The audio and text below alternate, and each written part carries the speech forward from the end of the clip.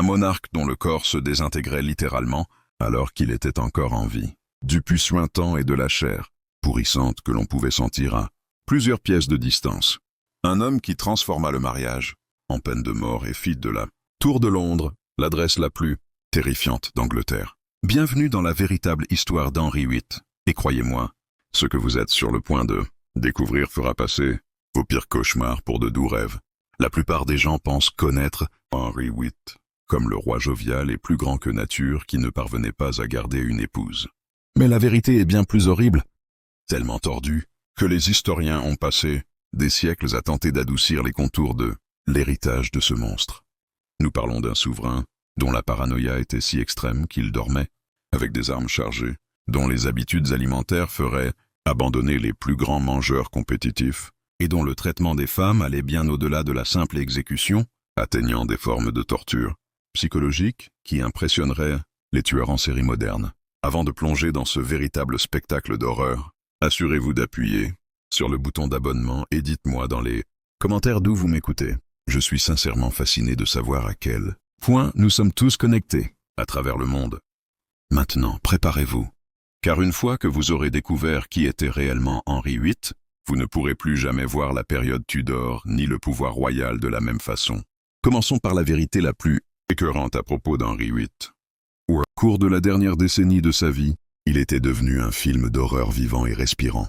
Nous ne parlons pas de quelqu'un simplement en surpoids ou en mauvaise santé. Le corps de cet homme s'était transformé en quelque chose de si grotesque que même les gens du Moyen-Âge, pourtant habitués aux maladies et à la saleté, étaient physiquement révulsés par sa présence. La transformation d'Henri, d'un jeune prince athlétique en ce cauchemar ambulant, commença vers 1936. Lorsqu'il subit un accident de joute catastrophique qui changea tout. Lors d'un tournoi au palais de Greenwich, Henri fut inconscient pendant plus de 2 heures, à une époque où la compréhension médicale était primitive. Cela signifiait essentiellement qu'il était cliniquement mort. Lorsqu'il reprit enfin conscience, ceux qui l'entouraient remarquèrent immédiatement des changements de personnalité. Le jeune roi relativement raisonnable devint de plus en plus paranoïaque, violent et totalement imprévisible. Mais les changements physiques étaient encore plus horribles. L'accident de joute laissa Henri des blessures aux jambes qui ne guérissaient jamais correctement. Au fil des années, ses plaies devinrent des ulcères purulents et gangrenés qui dévoraient de plus en plus le bas de son corps. Nous ne parlons pas de petites coupures. C'étaient d'énormes plaies ouvertes qui suintaient constamment du pus, du sang et de la chair en décomposition. L'odeur était si insoutenable que les courtisans avaient littéralement des hauts le cœur. En approchant le roi, les récits contemporains décrivent la puanteur comme étant perceptible à plusieurs pièces de distance. Les serviteurs tenaient des mouchoirs parfumés devant leur visage lorsqu'ils étaient obligés de s'occuper d'Henri, et beaucoup vomissaient en raison de l'odeur seule. Les propres médecins du roi étaient tellement écœurés par l'état de ses jambes qu'ils trouvaient des excuses pour éviter de l'examiner, malgré le fait que refuser de soigner le roi pouvait être considéré comme une trahison. En vieillissant, le poids d'Henri atteignit des proportions astronomiques. À la fin de sa vie, il pesait environ 180 kilos, avec un tour de taille atteignant l'incroyable mesure de 137 cm. Pour mettre cela en perspective, c'est plus grand que la taille de la plupart des gens. Son visage devint si gonflé de graisse que ses yeux n'étaient plus visibles que comme de petites fentes dans son énorme tête. Son cou disparut entièrement, donnant l'impression d'un immense ballon posé sur ses épaules. La mobilité du roi devint si limitée qu'il eut besoin de chaises, spécialement construites avec des poulies et des roues pour se déplacer dans ses palais. Des équipes de serviteurs étaient affectées à l'utilisation de ces engins, transportant essentiellement le monarque en décomposition de pièce en pièce. Mais voici la partie véritablement répugnante.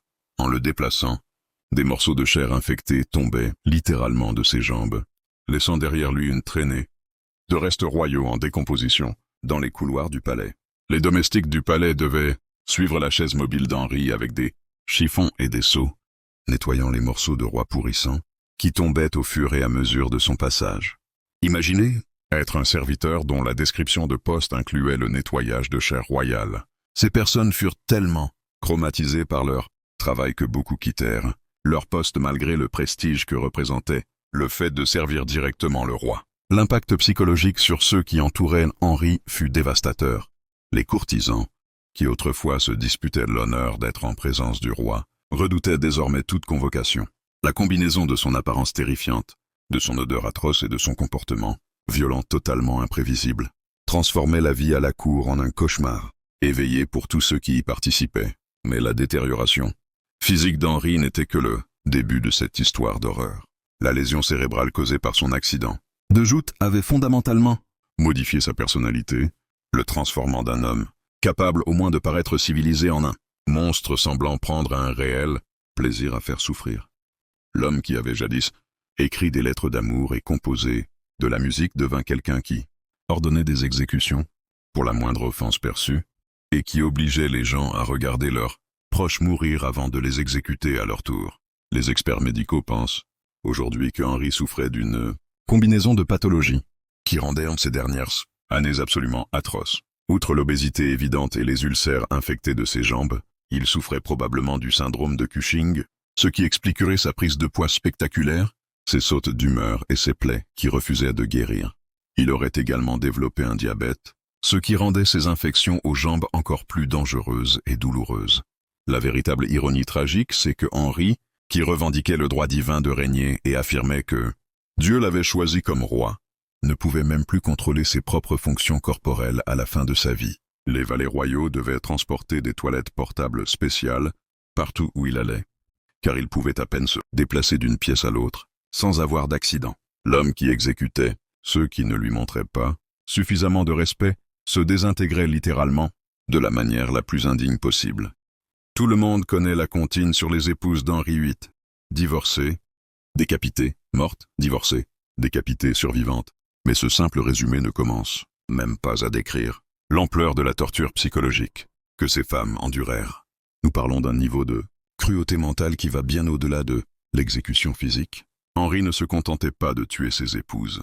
Il détruisait systématiquement leur esprit au préalable, transformant le mariage avec le roi d'Angleterre en l'expérience la plus terrifiante qu'une femme puisse subir.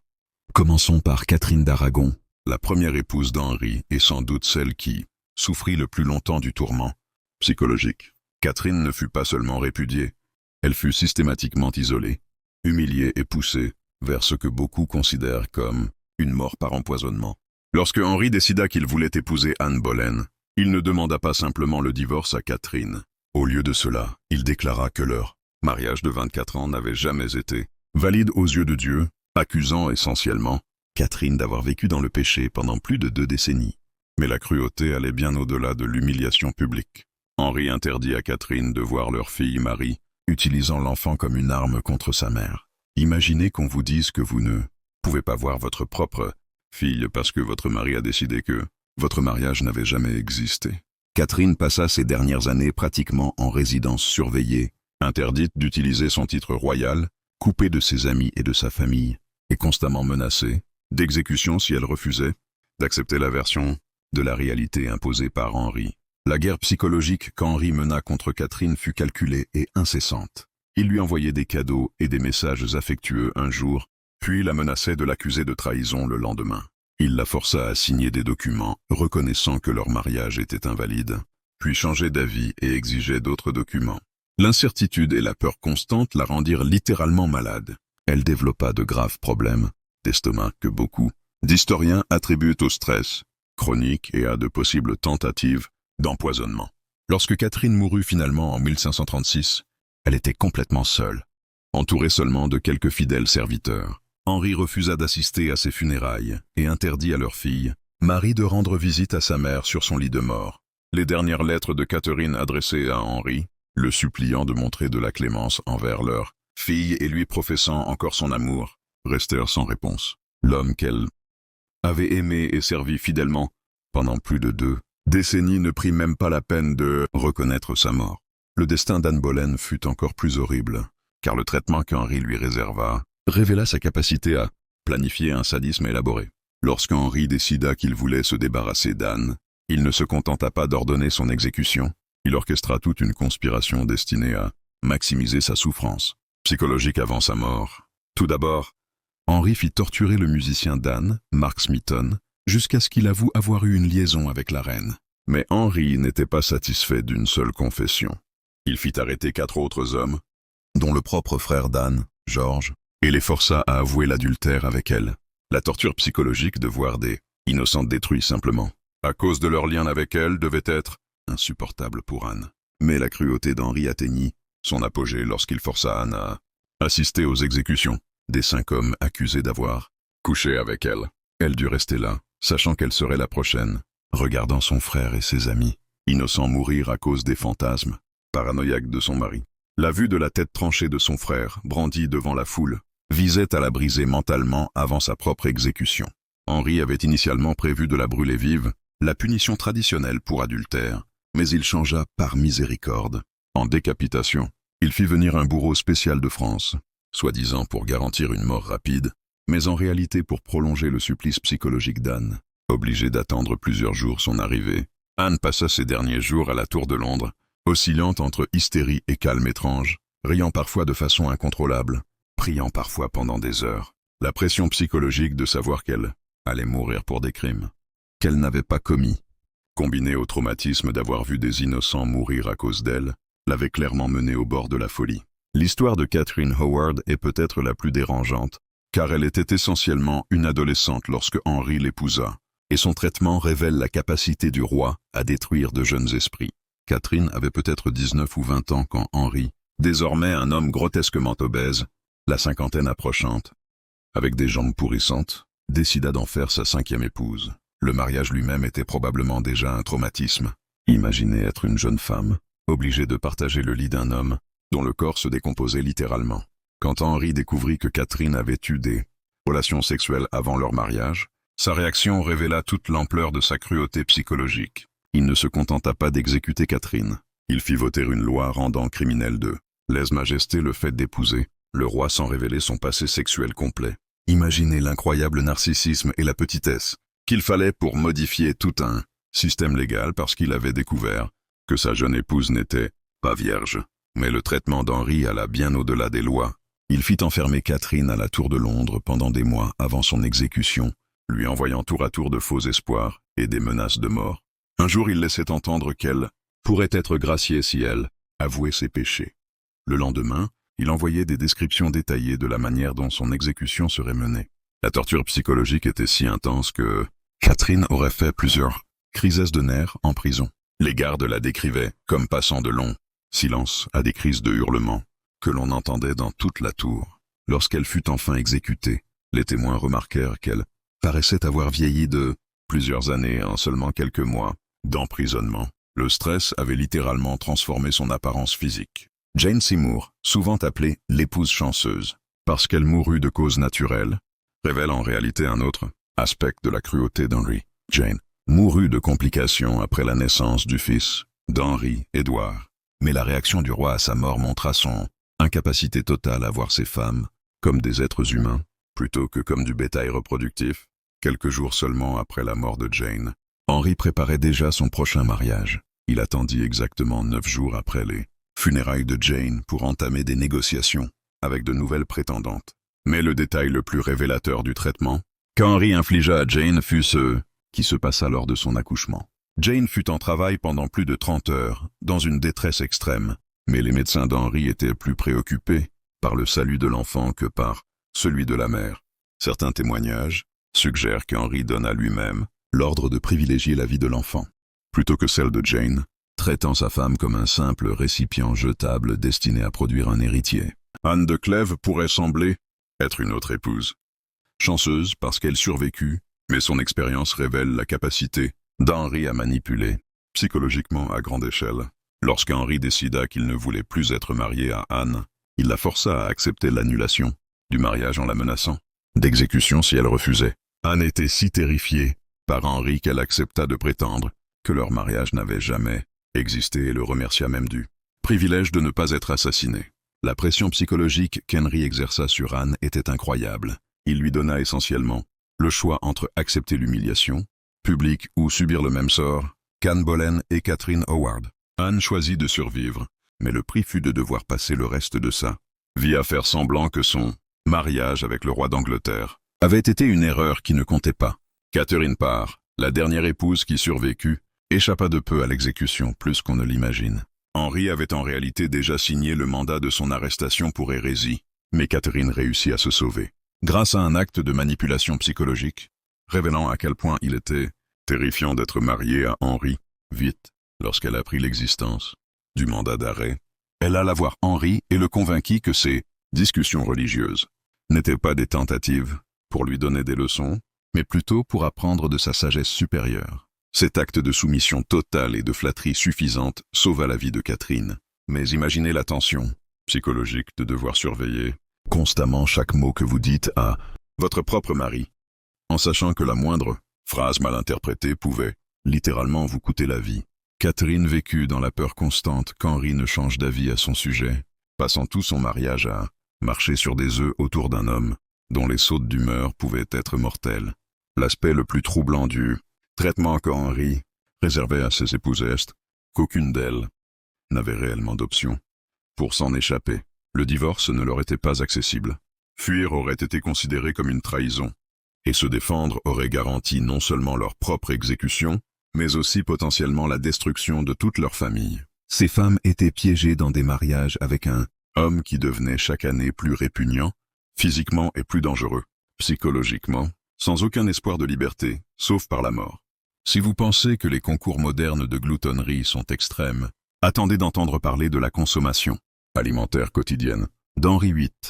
Cet homme ne se contentait pas de manger comme un roi, il mangeait comme s'il essayait, personnellement, d'engloutir toute la production agricole de l'Angleterre. Nous parlons d'habitudes alimentaires tellement excessives, tellement insensées qu'elles seraient considérées aujourd'hui comme une maladie mentale.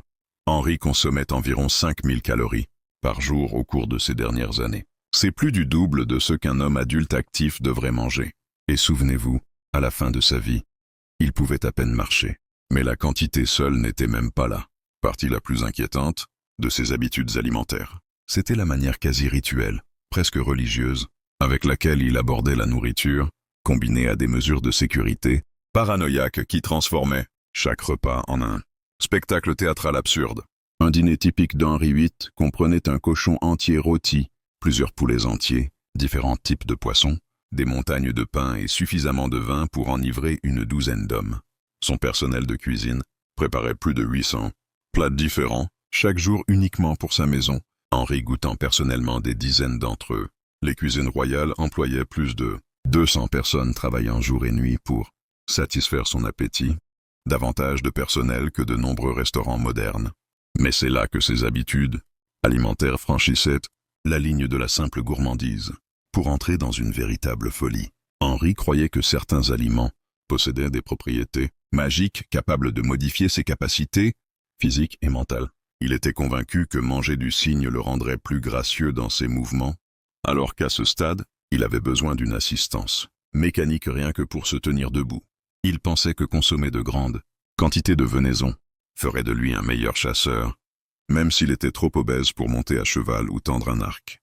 Le plus troublant de tout était qu'Henri croyait que les huîtres renforceraient ses performances sexuelles avec ses épouses. Ainsi, il se gavait d'énormes quantités d'huîtres avant de rejoindre la chambre de sa femme, apparemment inconscient du fait que son apparence grotesque et son odeur corporelle épouvantable constituaient probablement des obstacles bien plus importants à la romance que n'importe quelle carence alimentaire.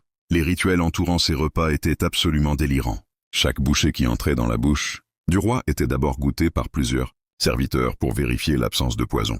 Mais la paranoïa d'Henri allait bien au-delà des précautions de sécurité habituelles. Il exigeait que ses goûteurs attendent 30 minutes après avoir mangé avant qu'ils ne touchent à quoi que ce soit, juste pour s'assurer qu'ils ne s'effondraient pas à cause d'un poison à effet retardé. Mais même cela n'était pas suffisant pour son esprit paranoïaque. Il exigeait également que ces repas soient préparés dans des cuisines entièrement scellées, avec des gardes surveillant chaque étape du processus culinaire. Le sel, les épices, même l'eau devait être testée par des personnes différentes. Un simple repas devenait une opération militaire impliquant des dizaines de personnes et des heures de préparation. Les repas d'Henri se transformaient en véritables spectacles théâtraux où il mangeait devant des centaines de courtisans. Et tout le processus pouvait durer jusqu'à 4 heures. Imaginez-vous assis, là à regarder ce roi énorme et en décomposition dévoré lentement. Assez de nourriture pour nourrir tout un village, tout en prétendant que c'était un comportement royal parfaitement normal. Les courtisans étaient tenus de regarder et de paraître intéressés impressionné par l'appétit d'Henri, même si l'odeur de ses jambes pourrissantes en rendait beaucoup nauséeux. L'impact psychologique de ces repas spectacles sur la cour était dévastateur. Les gens devaient sourire et applaudir en regardant leur roi engloutir des quantités obscènes de nourriture. Savoir que montrer le moindre signe de dégoût ou de désapprobation pouvait être interprété comme une critique du comportement royal, donc une trahison, faisait de ces dîners de véritables exercices de torture psychologique collective, où chacun devait prétendre ne pas assister à quelque chose de profondément dérangeant. La paranoïa alimentaire d'Henri atteignit des niveaux absolument ridicules lorsqu'il bannit certains aliments de sa cour, non pas parce qu'ils étaient mauvais pour la santé, mais parce qu'il les considérait indignes de son statut royal. Les aliments du peuple comme les navets, l'orge et les pois étaient littéralement interdits à la table royale, même si ces produits auraient probablement été bien meilleurs pour sa santé que les montagnes de viande et de sucre qu'il consommait chaque jour. L'ironie est écrasante. Pendant qu'Henri se goinfrait de quoi nourrir des dizaines de personnes, une grande partie de l'Angleterre faisait face à des pénuries alimentaires et des problèmes agricoles. La consommation excessive du roi n'était pas seulement destructrice pour lui-même. Elle privait littéralement ses sujets de nourriture. Les cuisines royales engloutissaient d'énormes quantités de viande, de céréales et d'autres denrées qui auraient pu nourrir des centaines de familles. Encore plus inquiétant était l'impact de ces habitudes alimentaires sur sa prise de décision politique. Des récits contemporains le décrivent prenant des décisions politiques et militaires cruciales en plein milieu de ces orgies alimentaires, souvent tellement ivre de vin qu'il pouvait à peine parler de façon cohérente. Des traités étaient signés, des guerres étaient déclarées, et des condamnations à mort étaient prononcées par un roi souvent trop ivre d'alcool et de nourriture pour comprendre ce qu'il approuvait. L'aspect le plus grotesque de la gloutonnerie d'Henri était la manière dont elle interagissait avec son corps en décomposition. Son excès alimentaire aggravait ses problèmes de santé, ce qui le poussait à manger davantage pour tenter de se sentir mieux, créant un cercle vicieux qui accélérait sa déchéance physique. Plus ses jambes devenaient infectées et douloureuses, plus il mangeait pour se distraire de la douleur. Plus sa mobilité diminuait, plus il mangeait par ennui et frustration. Dans ces dernières années, les habitudes alimentaires d'Henri étaient devenues si extrêmes que ses serviteurs craignaient sincèrement qu'il puisse littéralement se tuer en un seul repas. Des récits font état d'Henri consommant tant de nourriture si rapidement qu'il en devenait violemment malade, vomissant des repas à moitié, digérés avant de redemander immédiatement davantage de nourriture. Son estomac s'était apparemment dilaté pour accueillir de telles quantités qu'une portion normale le laissait vide et insatisfait. Les aspects psychologiques de son rapport à la nourriture étaient peut-être les plus troublants de tous. La nourriture était devenue sa principale source de plaisir et de contrôle dans une vie où son corps le trahissait et où son esprit se détériorait. Quand tout le reste s'effondrait, il pouvait encore commander la préparation de festins somptueux et forcer les gens à le regarder les dévorer. Manger était devenu pour Henri un moyen d'affirmer son pouvoir et de démontrer son statut royal, même si son apparence physique le faisait ressembler davantage à un monstre qu'à un roi. Les déchets générés par ces repas étaient stupéfiants. Les restes de nourriture de la table royale auraient pu nourrir des centaines de personnes. Mais ils étaient souvent jetés ou donnés aux chiens, plutôt que distribués aux pauvres. La gloutonnerie du roi n'était pas seulement destructrice pour lui-même. Elle était un symbole de l'inégalité et du gaspillage incroyable qui caractérisait son règne. Même les médecins d'Henri avaient peur de lui dire que ses habitudes alimentaires le tuaient, parce que critiquer le mode de vie du roi pouvait être considéré comme une trahison. Ils étaient forcés de regarder leur patient se détruire avec la nourriture tout en étant incapables de lui fournir les conseils médicaux de base qui auraient pu lui sauver la vie. Le même pouvoir qui permettait à Henri de manger tout ce qu'il voulait dans les quantités qu'il désirait, garantissait aussi que personne ne puisse lui dire d'arrêter. La paranoïa d'Henri VIII n'était pas seulement une bizarrerie personnelle, c'était une maladie infectieuse qui s'était propagée dans tout son royaume, transformant l'Angleterre en un état de surveillance qui rendrait jaloux les dictateurs modernes. Dans ces dernières années, Henri était tellement convaincu que tout le monde complotait contre lui qu'il transforma la vie royale en un véritable spectacle d'horreur psychologique, où personne ne savait à qui faire confiance et où dire la mauvaise chose à la mauvaise personne pouvait littéralement mener à l'exécution. Commençons par ses habitudes de sommeil, qui révèlent l'ampleur de sa maladie mentale. Le roi dormait avec des arbalètes chargées à côté de son lit et gardait plusieurs poignards sous son oreiller. Mais ce n'était que le début de son théâtre nocturne sécuritaire. Henri avait aussi des gardes armés postés à l'intérieur même de sa chambre, le regardant dormir toute la nuit. Imaginez l'état psychologique nécessaire pour être si terrifié par l'assassinat qu'on ne peut même pas fermer les yeux sans témoins armés. Mais même la présence de gardes dans sa chambre n'était pas suffisante pour l'esprit paranoïaque d'Henri. Il exigeait que ces gardes soient relevés toutes les quelques heures, convaincu que passer trop de temps seul avec lui leur donnerait l'occasion de planifier son meurtre. Les gardes qui surveillaient le sommeil d'Henri étaient eux-mêmes surveillés par d'autres gardes, créant des couches de surveillance qui transformaient la chambre royale en quelque chose ressemblant à une prison de haute sécurité. Le palais lui-même devint une forteresse de paranoïa sous les ordres d'Henri.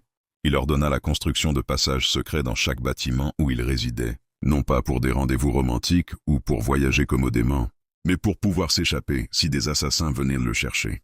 Ces passages formaient des réseaux complexes de couloirs, cachés et de routes d'évasion, permettant à Henri de circuler dans ses propres palais sans être vu par son propre personnel. Henri fit installer des judas dans les murs pour espionner ses courtisans et des dispositifs d'écoute dans les salles de réunion pour surprendre les conversations privées. La technologie était primitive selon les normes modernes, mais l'impact psychologique était dévastateur. Personne ne savait quand le roi pouvait regarder ou écouter, créant une atmosphère de surveillance constante et de peur. Mais voici jusqu'où allait réellement la paranoïa d'Henri. Il créa tout un réseau d'espions dont le travail consistait à espionner ses autres espions. Il avait des informateurs surveillant ses informateurs, tissant une toile perverse de surveillance où personne ne savait à qui se fier. La vie de cour devint un cauchemar psychologique où chacun pouvait potentiellement dénoncer chacun et où une parole mal placée pouvait entraîner une accusation de trahison. L'aspect le plus troublant du réseau de surveillance d'Henri était la manière dont il montait les gens contre leur propre famille. Les enfants étaient encouragés à dénoncer leurs parents. Les époux étaient récompensés pour trahir l'autre, et les domestiques recevaient des incitations pour dénoncer leur maître.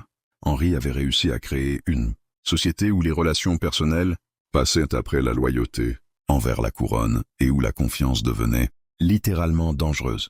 La paranoïa alimentaire d'Henri atteignit des niveaux proches de l'absurde. Non seulement il avait plusieurs goûteurs, mais il exigeait aussi que ses repas soient préparés dans des cuisines entièrement scellées, avec des gardes surveillant chaque étape du processus culinaire. Chaque ingrédient devait être testé par différentes personnes, et tout le processus de préparation était surveillé par des gardes qui étaient eux-mêmes surveillés par d'autres gardes.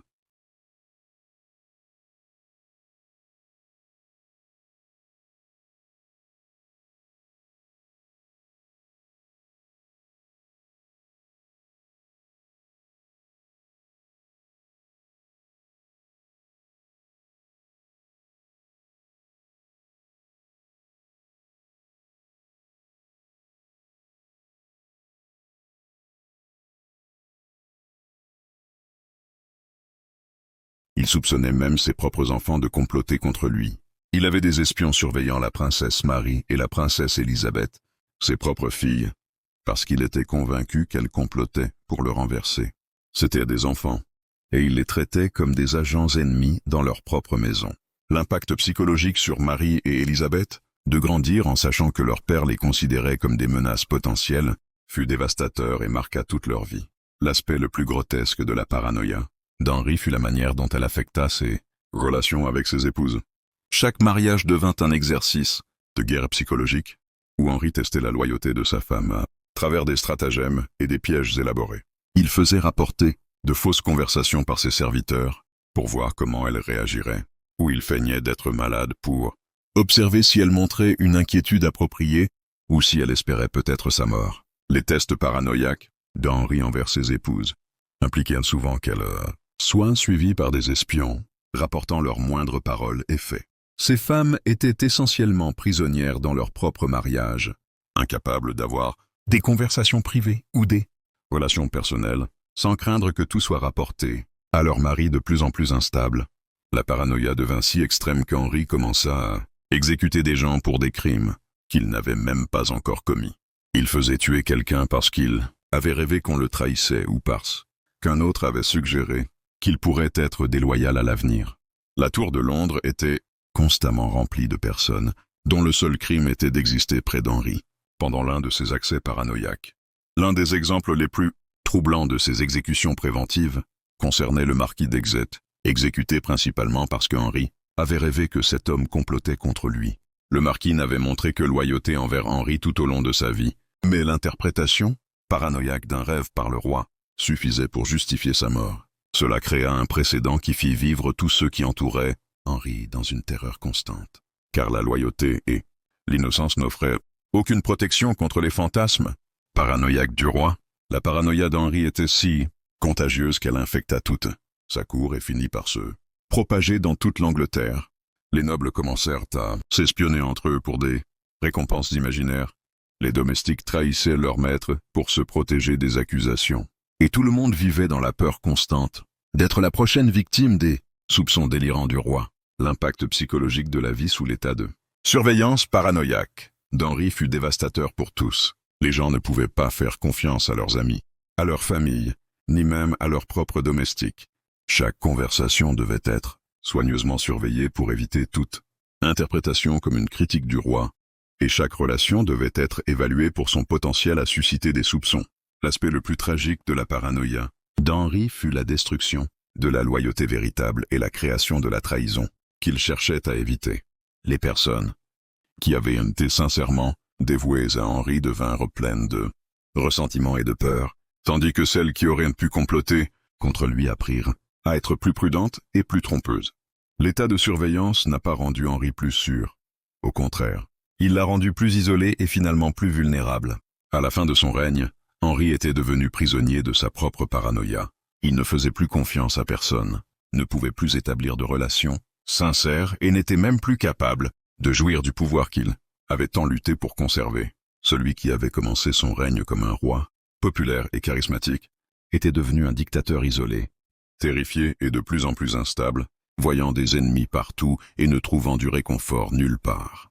L'aspect le plus ironique de ces mesures de sécurité extravagantes, c'est qu'elles l'ont probablement rendu moins sûr plutôt que plus sûr. La surveillance constante et les épreuves de loyauté créaient une atmosphère de peur et de ressentiment qui finissait par encourager de véritables complots.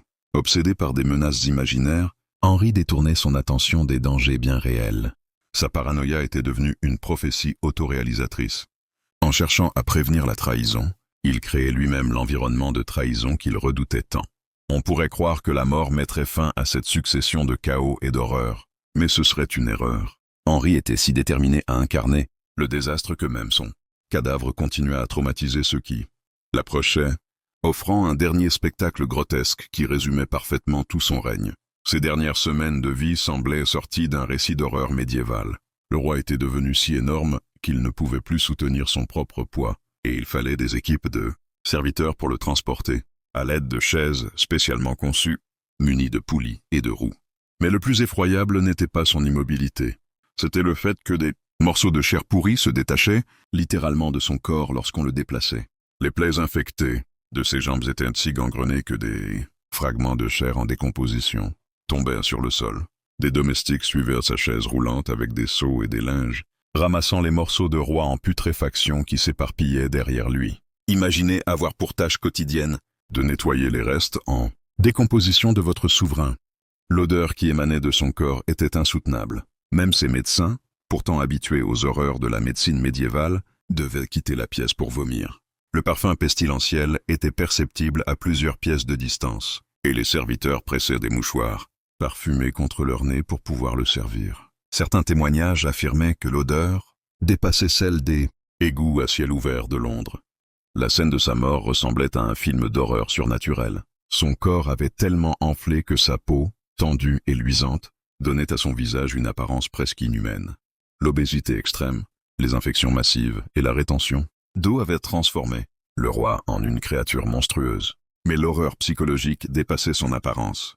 L'homme qui avait passé sa vie à terroriser autrui dépendait désormais de la pitié de ceux qui l'avaient humilié et maltraité pendant des décennies. Le contraste était saisissant. Celui qui prétendait détenir son pouvoir de Dieu, lui-même ne parvenait même plus à contrôler ses fonctions corporelles. Ses domestiques devaient transporter des latrines portatives partout où il allait, car il ne pouvait pas atteindre une pièce voisine sans accident. L'homme qui avait fait exécuter des courtisans, pour manque de respect, tombait littéralement en morceaux sous leurs yeux. Lorsqu'il mourut enfin, le 28 janvier 1547, personne n'osa s'approcher de lui pour confirmer son décès. Son corps était si répugnant que même ses médecins hésitaient à l'examiner. Des heures passèrent avant que quelqu'un ne se résolve à vérifier sa mort. Mais l'horreur ne faisait que commencer. Son cadavre, gonflé de gaz, nécessitait un cercueil spécialement renforcé, doublé de plomb et de plusieurs couches de bois. Pourtant, ces précautions furent en vaine. Pendant le cortège funèbre entre Londres et Windsor, la pression interne devint si forte que le cercueil explosa littéralement. Le plomb éclata et des restes putréfiés du roi se répandirent à l'intérieur du char funéraire. L'odeur était si atroce que le cortège dut s'arrêter. Les domestiques, armés de seaux et de chiffons, durent ramasser les lambeaux du roi éclatés à l'intérieur du cercueil. Son grandiose cortège royal s'était transformé en une opération de nettoyage abominable. Et voici le détail qui hante les cauchemars.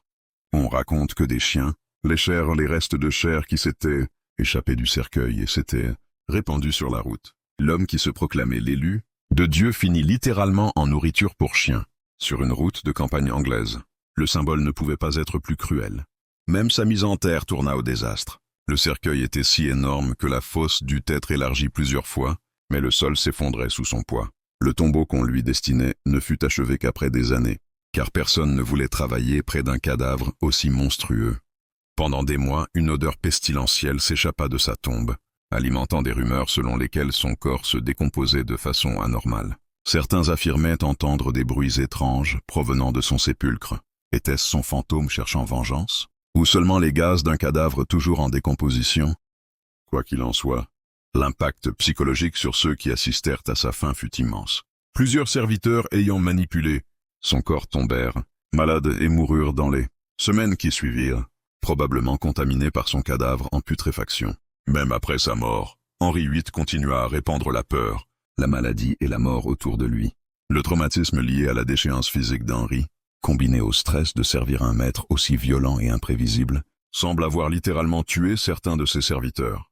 Mais peut-être que l'aspect le plus troublant de la mort d'Henri est qu'elle a parfaitement résumé l'ensemble de son règne. Tout comme il avait semé le chaos, l'horreur et le traumatisme de son vivant, sa mort a continué de traumatiser et de dégoûter tous ceux qui sont entrés en contact avec lui. Même dans la mort, Henri VIII a réussi à rester une source de peur, de répulsion et de dommages psychologiques pour ceux qui l'entouraient. L'explosion de son cercueil est devenue un symbole qui illustrait parfaitement la corruption et les excès de son règne. L'homme qui avait vécu sans limite ni contrainte, qui avait consommé tout ce qu'il désirait et détruit quiconque s'opposait à lui, était littéralement devenu trop corrompu pour que son propre cercueil puisse le contenir. Son corps, gonflé par les excès de sa vie, était devenu si monstrueux que même la mort n'avait pas réussi à le maîtriser. La dernière ironie de la mort d'Henri VIII est qu'elle a dépouillé son existence de tout le décorum et des cérémonies qui l'entouraient, révélant la réalité fondamentale de ce qu'il était devenu. Sans couronne, sans titre, sans palais ni pouvoir, Henri est apparu pour ce que ses actes avaient toujours suggéré. Un être pourri, corrompu et fondamentalement répugnant, dont la simple présence était toxique pour son entourage. Le fait que des chiens aient accepté de dévorer ses restes alors que les hommes ne pouvaient même pas les approcher résume parfaitement ce qu'il était devenu à la fin de sa vie. Le roi, qui exigeait adoration et obéissance absolue, était devenu une créature si repoussante que seuls des animaux osaient interagir avec ses restes physiques. La mort d'Henri VIII aurait dû apporter un soulagement à l'Angleterre, mais les dommages psychologiques et politiques infligés au cours de ces 38 années de règne ont continué de hanter le royaume, bien après que son cadavre pourri ait été enfermé dans son tombeau renforcé. On parle ici d'un traumatisme générationnel qui a marqué non seulement les survivants directs de son règne, mais aussi leurs enfants et petits-enfants. Sa fille survivante, Marie, avait été si profondément marquée par le traitement infligé par son père à sa mère, Catherine d'Aragon, qu'elle a passé son propre règne à tenter de défaire tout ce que Henri avait accompli, gagnant le surnom de Marie la Sanglante pour sa violente persécution des protestants. Les cicatrices psychologiques laissées par une enfance vécue sous la surveillance paranoïaque d'Henri, à voir sa mère détruite systématiquement et à vivre dans la peur constante d'être exécuté pour avoir déplu à son père, ont transformé Marie en un autre monstre qui gouvernait par la terreur et la violence. Élisabeth, l'autre fille survivante d'Henri, fut également traumatisée. mais canalisa ses blessures autrement. Ayant vu son père exécuter sa mère Anne Boleyn alors qu'elle n'avait que 2 ans, et ayant grandi sans jamais savoir si elle serait considérée comme légitime ou bâtarde selon l'humeur d'Henri, Élisabeth développa ses propres tendances paranoïaques et une méfiance profonde qui marquèrent tout son règne. Elle ne s'est jamais mariée, peut-être parce qu'elle avait vu de ses propres yeux ce qui arrivait aux femmes trop proches du pouvoir absolu.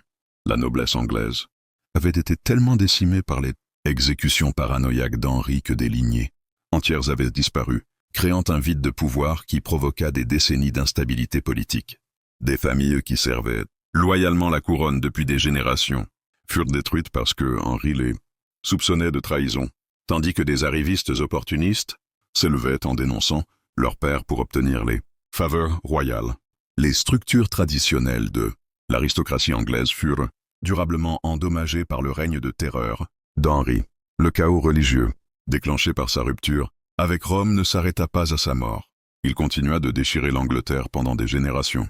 Sa décision de se proclamer chef de l'Église d'Angleterre n'était pas motivée par une conviction religieuse sincère, mais par son désir de divorcer de Catherine d'Aragon. Et pourtant, cette décision égoïste a mené à des siècles de guerres de religion, de persécutions et de conflits civils qui ont coûté des milliers de vies. Peut-être le plus inquiétant est que son règne a établi des précédents dangereux concernant le pouvoir royal, qui influencèrent les monarques anglais pendant des siècles. L'idée qu'un roi pouvait changer les lois à sa guise, exécuter des nobles et remodeler des institutions entières pour satisfaire ses désirs personnels entra dans le manuel du pouvoir royal. Les futurs monarques virent en Henri non pas un avertissement, mais un modèle de ce que le pouvoir absolu pouvait accomplir. Les dégâts financiers causés par son mode de vie excessif et ses guerres incessantes ont presque conduit l'Angleterre à la faillite. Sa gloutonnerie, ses palais somptueux et ses campagnes militaires ont vidé le trésor royal et plongé le royaume dans une dette dont il fallut des décennies pour se remettre. L'homme qui prétendait être le plus grand roi d'Angleterre avait en réalité mené le pays au bord de l'effondrement économique. Mais peut-être que le dommage le plus durable que Henri infligea fut psychologique. Il transforma l'Angleterre d'un royaume médiéval relativement stable en un état de surveillance où personne ne pouvait faire confiance à personne, où les relations personnelles étaient subordonnées à la survie politique et où un mot de travers pouvait mener à l'exécution.